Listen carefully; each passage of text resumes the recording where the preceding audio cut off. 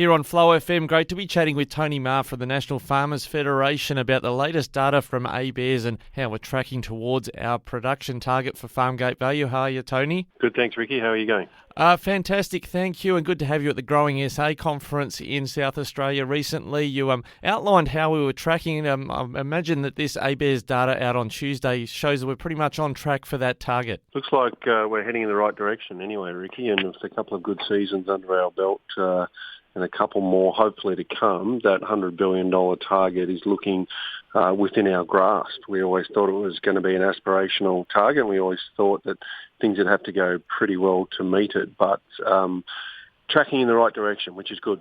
Well, I imagine if you're a footy team and you set a target of winning a premiership, you sort of think, well, if we win the premiership, which we haven't yet, we haven't got to 2030, we'd like to win a few more and kick on and have a great legacy for future generations. Look, you do set targets and you sort of hope you get there, and then when you achieve them, you hope you can replicate it. And I suppose from a business point of view, you look at what has gone well, what you've had an influence over, those things that there'll always be that are out of your control, how you've managed those. So, all of that goes into our thinking.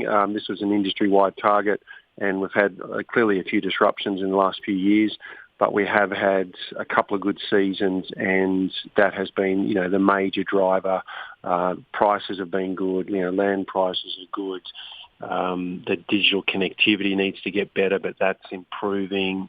So, look, there's a few things that are going our way, and we just hope they continue to go our way for a couple more years. Now, this $100 billion target for the Farmers Federation, and it has been adopted, pretty much across the political and other landscapes for agriculture. It's a farmgate value, isn't it? So is this in terms of, the actual value of our crop when it's exported, or what is the actual target we're trying to reach? It's the $100 billion for farmgate value. So it's, production value, gross value of production of the commodities across the sector. So, when we have a 55 million tonne winter crop production, which is what ABARES have announced today, that the fourth highest on record at 55 million tonnes for winter crop.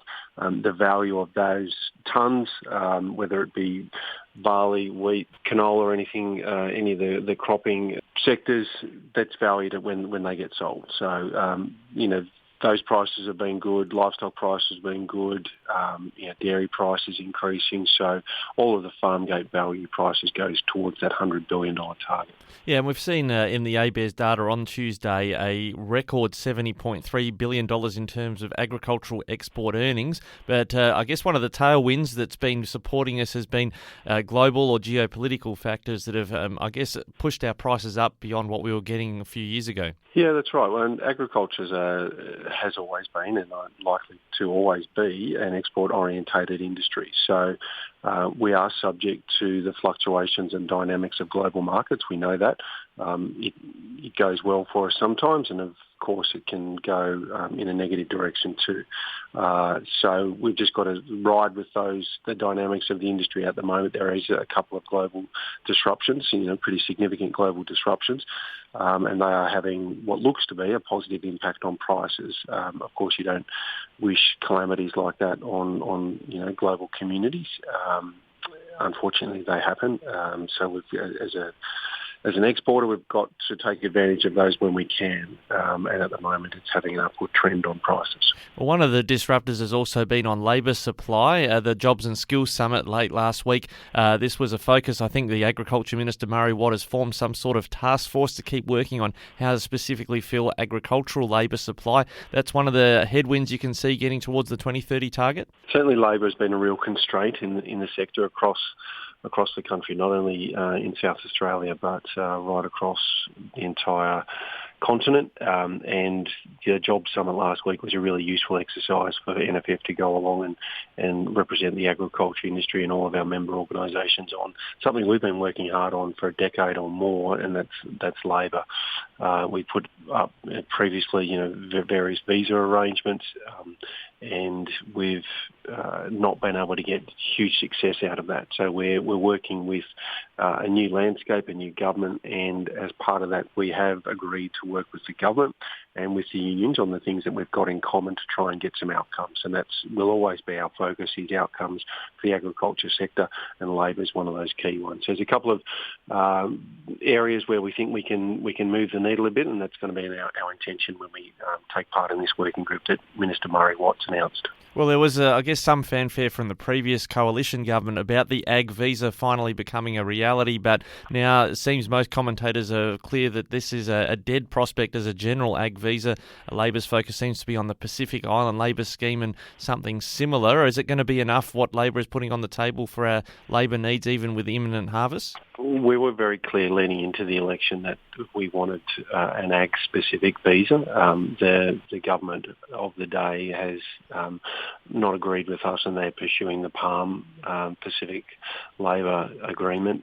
We want to work with them to make sure we get everything we possibly can out of that. We have said to them very clearly that we don't think it will satisfy the demands and the needs of the agriculture sector. We want to make sure that we prove that and demonstrate where there are some shortcomings in the Palm scheme. We're big fans of the Palm scheme. It just doesn't cater for every job in the agriculture sector. So whether that's broadacre cropping or livestock industries, the Palm is a very useful visa, but it just won't satisfy all the requirements. So we'll continue to work with them and continue to put up evidence so that we can have policies and programs that respond to the needs of the agriculture sector. So we're working with the government, we've got a good relationship with them, and we want to get outcomes that help out farmers on the ground. Is there, on the infrastructure front, something that government could be doing in terms of with large crops? I guess we're seeing now maybe a larger volume than maybe was ever expected in successive years. Is it an opportunity to look at maybe rail infrastructure or other efficiencies like storages so that we can get the grain to where it needs to be at the right times? Look, there certainly is. I suppose the challenge with that is that, infrastructure takes obviously a long time to actually get agreed to and get then built or established. So it is a long-term discussion, and, crop years come and go. We actually need to be thinking about this for longer term, not necessarily for this year or just this year. And I know some of the receival organisations, grain handlers are looking at how they can manage the expected increase in supply. So it's a bit of a collaboration between some of the private, grain handlers, but also governments, local governments and state governments. So it's a long-term issue. We've been talking about to the Commonwealth Government about regionalisation and the need for them to invest in regions.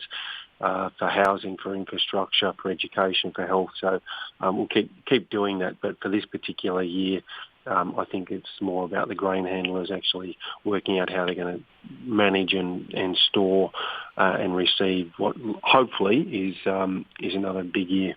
Now, lastly, I just wanted to touch base with you on the water front. It does seem odd to be talking about a Murray-Darling Basin plan and the challenges with it as we approach, 2024 and the, continuation of the plan where buybacks might be sought under the federal government.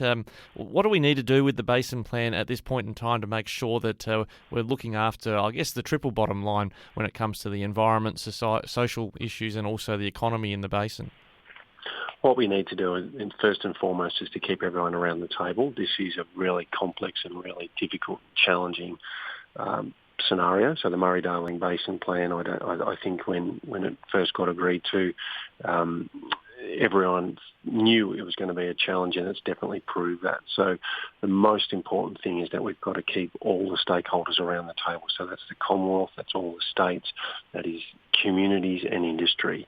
And we have to keep conscious of the environmental groups that need to be part of the conversation as well. There's no way that they will be excluded from this, but we need to get the right balance. And everyone needs to be around the table. Everyone needs to show some flexibility and recognise what has been done in the last few years in terms of water efficiencies and the fluctuations in the amount of water that's in the system. This year is obviously a time when there is a lot of water in the system, so we need to take that into account. But the most important thing is that everyone needs to cooperate. Everyone needs to have a little bit of flexibility, and we need to keep an eye on the big picture, and that is rural and regional communities that depend on the river system. Well, when you look at the 450 gigalitres that's been a lightning rod in terms of pursuing that, it would seem odd during a wet cycle when there's plenty of water around that you have farmers selling their entitlements and putting their farms, into mothballs. Yeah, that's right. It does seem crazy. It's the time to be talking about it now, though, rather than in a couple of years' time when the plan officially comes to an end. So we need to make sure that we talk about it now, recognise the current situation, recognise the droughts that we've gone through in the last few years, and prepare for post-2024 and make sure that we get, learn from what's happened in this period of the plan, and make sure that we're prepared for the next period of the plan. And all of the work that's been done in terms of efficiencies and, consultation, I think people are consulted to death. We actually should learn from all of the reports that have been done, all the consultations have been done, and map out a bit of a pathway. It's difficult, but that's what we need to do.